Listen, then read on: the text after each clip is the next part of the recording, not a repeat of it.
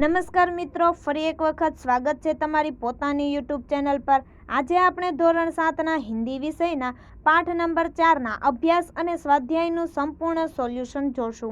આપણી આ ચેનલ પર ધોરણ 7ના હિન્દી વિષયના અભ્યાસ અને સ્વાધ્યાયના સોલ્યુશનના વિડીયોની લિંક ડિસ્ક્રિપ્શન બોક્સમાં આપેલી છે। તો સૌપ્રથમ આપણે તેમાં જોશું અભ્યાસ। પ્રશ્ન નંબર 1, सोच कर बताइए, જેની અંદર नंबर 1, ईश्वर ने मनुष्य को अन्य प्राणियों से किस प्रकार श्रेष्ठ बनाया है। तो जवाब आवश्य ईश्वर ने मनुष्य को सोचने, विचारने और कल्पना करने के लिए मस्तिष्क दिया है। उसने मनुष्य को अच्छे बुरे का निर्णय करने के लिए विवेक बुद्धि दी है। वाणी का वरदान भी केवल मनुष्य को ही मिला है।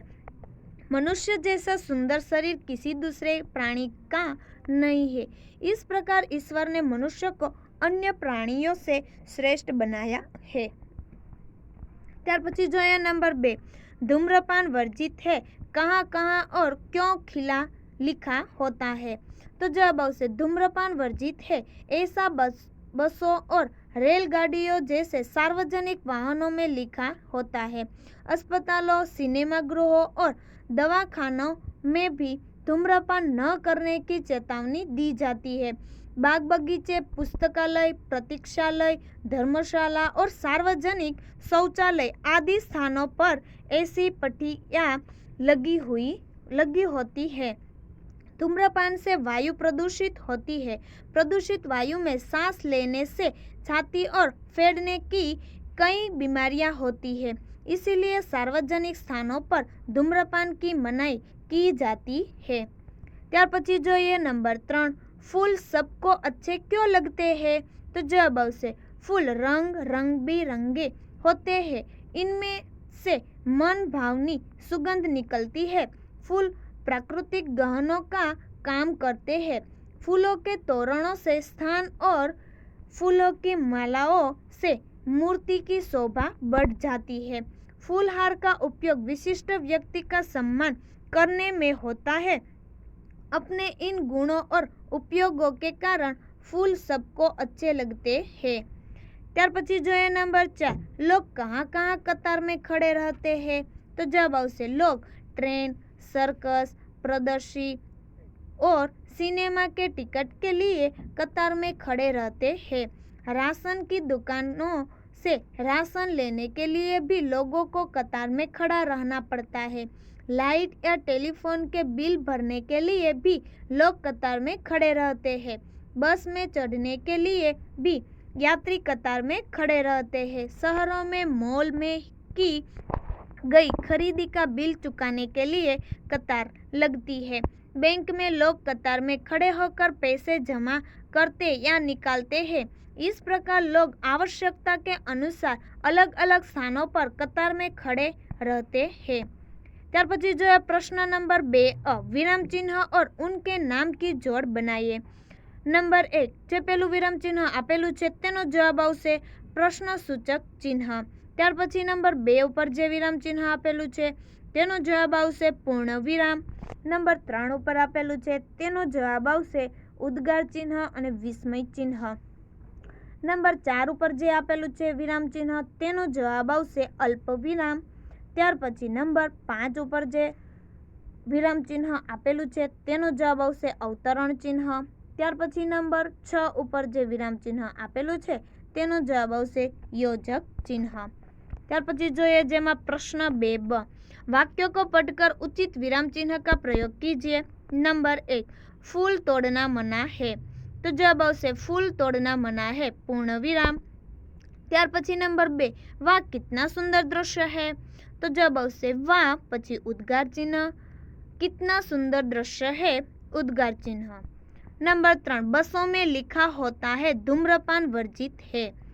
तो जोईए जवाब, बसों में लिखा होता है अल्प विराम, अवतरण चिन्ह में धूम्रपान वर्जित है पूर्ण विराम, अवतरण चिन्ह पूरा। नंबर 4, धारा रात दिन पढ़ती रहती है। तो जवाब आवशे धारा रात दिन पढ़ती रहती है पूर्ण विराम। नंबर 5, पौधे बारिश में ही क्यों लगाए जाते हैं।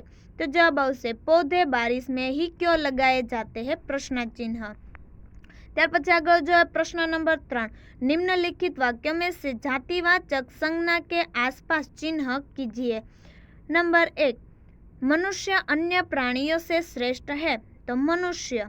ત્યાર પછી नंबर 2, शिल्पा ने 4 पौधे लगाए, पौधे। नंबर 3, शहर के लोग सुबह शाम टहलने जाते हैं, शहर। नंबर 4, फूल सबको अच्छे लगते हैं, फूल।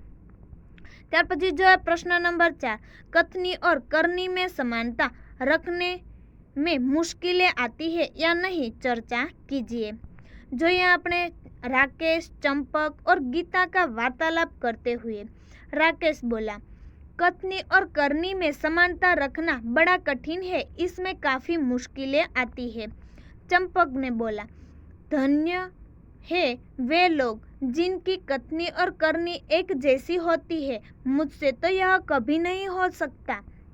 गीता से, अरे किसी से नहीं हो सकता, मेरी माँ मुझसे सदा सच बोलने के लिए कहती है और वे खुद पड़ोसन आंटी से झूठ बोलती है।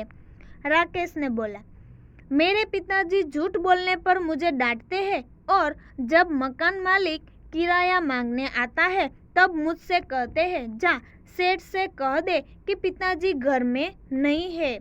चंपक ने बोला, अरे भाई, जिनकी कथनी और करनी एक होती है वे संत कहलाते हैं। यहाँ न किसी की माँ संत है न बाप। गीता ने बोला, फिर भी हमें कथनी और करनी समान रखने के लिए प्रयत्न करने चाहिए। जिसकी कथनी और करनी एक होती है उसी मनुष्य का दुनिया में आदर होता है। ત્યાર પછી जो है प्रश्न नंबर 5, परिच्छेद पढ़कर प्रश्नों के उत्तर दीजिए। અહીં જે પરિच्छेद આપેલો છે તે આપણે વાંચીને નીચે આપેલા પ્રશ્નોના જવાબ જોવાના છે। તો જોઈએ આપણે તે પ્રશ્નોના જવાબ। नंबर 1, हम पर किस किस का ऋण है, तो जवाब आवશે हम पर माता, मातृभाषा और मातृभूमि का ऋण है। नंबर 2, माता का ऋण हमें क्यों अदा करना चाहिए, तो जवाब आवશે हमें माता का ऋण अदा करना चाहिए क्योंकि उसने हमें जन्म दिया है। ત્યાર પછી नंबर 3, किस व्रत का पालन करना अत्यंत कठिन है, तो जवाब आवશે मातृभाषा पर गर्व करना और उसकी सेवा में तत्पर रहना हमारा कर्तव्य है, परंतु इस व्रत का पालन करना अत्यंत कठिन है। नंबर 4, किसे देशभक्त नहीं कहा जा सकता, तो जवाब आवશે जो मातृभाषा का तिरस्कार कर अंग्रेजी बोलने में गर्व अनुभव करता है उसे देशभक्त नहीं कहा जा सकता।